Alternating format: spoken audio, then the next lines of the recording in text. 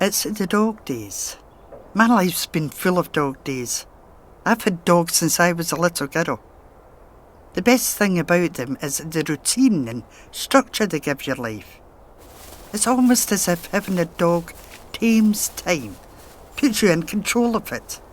All my dogs have been called Rosa. Some people make a fuss about this, but to me it makes perfect sense. I used to try and come up with another name, but it just seemed like a waste of time. A name is just a name, and anyway, Rosa's my dog. Me and Rosa have 3 walks: the morning walk, the evening walk, and the special walk. When you see a place as irregularly as I do, you start noticing the wee things, the little details that change over time. I know the blocks around my house better than I know my own grandchildren. It was the morning after we got back from our holidays. We rent this caravan every summer, and I'd only been away a week. There it was, out of nowhere, the wall. It cut right through the road me and Rosa usually go down on our morning walk. The next street down was the same. People had left their cars when they couldn't get any further. But where were they? Normally there weren't a lot of people around this early, but it suddenly struck me how I hadn't seen a single person since I left the house. I'd woken up and moaned in bed, but hadn't thought twice about it at the time. Walter goes fishing early sometimes, you see. Now it made me wonder if I was the only one left. It made me think about a book I'd read years ago, about a woman who gets caught in the cottage by this invisible wall. Anyway, as soon as I got nearer, I could hear that there was life on the other side. It sounded like diggers. Now, like I said before, I pay attention to details, and looking back, of course, I should have seen this coming. They blew up the tower blocks down this way a couple of years ago, and as you can see, these buildings are almost deserted. Jeremy Paxman's granny used to live in that house with a burnt-out roof, by the way. Or so somebody said. We walked back to the house and I had a look through the post. There was a brochure that I normally wouldn't have bothered reading. I would have taken it to be from one of the churches and it would have gone straight into the bin. It was full of photographs that didn't seem quite real. They were sort of stitched together, different pictures put into one, if you see what I mean. It was all healthy-looking people from a variety of ethnic backgrounds. Green grass with no crisp bags or sandwich wrappers. I read the word legacy more than once, and it suddenly dawned on me that somewhere somebody was making plans.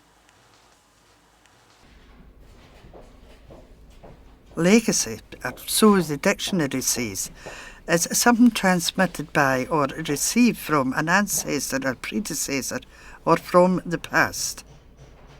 I looked over at Rosa, who'd gone to lie down on the sofa.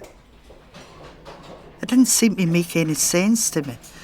If they're busy erasing every sign of the past in that area over there, then how does that work? We must be living in the past right now. We are the past, only it hasn't happened yet. It's future plans. So, is it the future that's the past? And they seem to be doing their best to predict beforehand what this legacy will be, as if these plans were scripts, as if some things are not better off forgotten. There used to be this sculpture not far from where I live. It was called Phoenix and was meant to represent the resurrection of the East End. Now, I don't want to come across as a miserable old bat, but I had to walk past it every evening, and I always found it dead smug looking. The dog I had at the time, Rosa, would always try to mark it, which was a bit embarrassing, and I took the lead to stop him. I was quite relieved when it was destroyed in this nasty gale one February, and I'm really happy they never restored it. That phoenix hasn't risen. I took Rosa back down to the wall. From my memory, I could picture it all in my mind, the past decades merging into a mishmash of time. There used to be so many traces of the past on the wall behind that wall. It seemed to me as if this wall was kind of like the present moment. The thing that stood in the way for me looking into the past. the now, preventing me from seeing the future being built behind it. A giant sporting event. I went over to my neighbour who made us a cup of tea and we chatted about the ball. She showed me a kind of time map on her computer. You can go anywhere in the world, she said, and that made me immediately suspicious.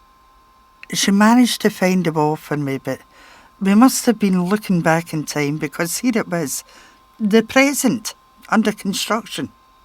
She took a step forward and it disappeared. When she turned around, it was gone, so she must have gone even further back in time, even before the building work started. There was still no sign of the tower block, so it will have been within the last few years, but who could say when? I felt a pang in my heart as I saw one of Rosa's pals, that big Alsatian on his morning walk.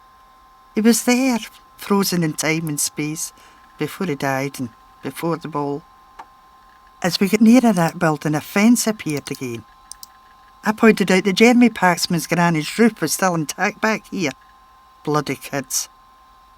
We moved on, skipped the fence. The leaves went green and the street lamps came on. Sometimes they used to do that, even in the middle of the day. My neighbour told me that the wall would be there for years and that I'd better find a new wall for me and Rosa.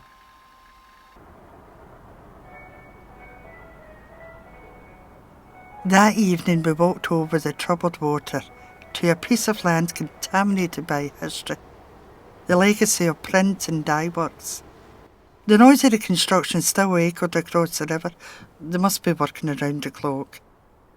It's the dog days, when the air is still and ideas go fizzy. Stagnant pools of water leave pungent scents rising from the ditches. Apples ripening, clinging on to their branches, the heavy metals in their cores weighing them down. Fruit for thought, I said to Rosa. Brains crumble, a bramble pie in the sky. On our way back we went across empty football pitches. I hadn't been there for years and thought they looked shabbier than I remembered.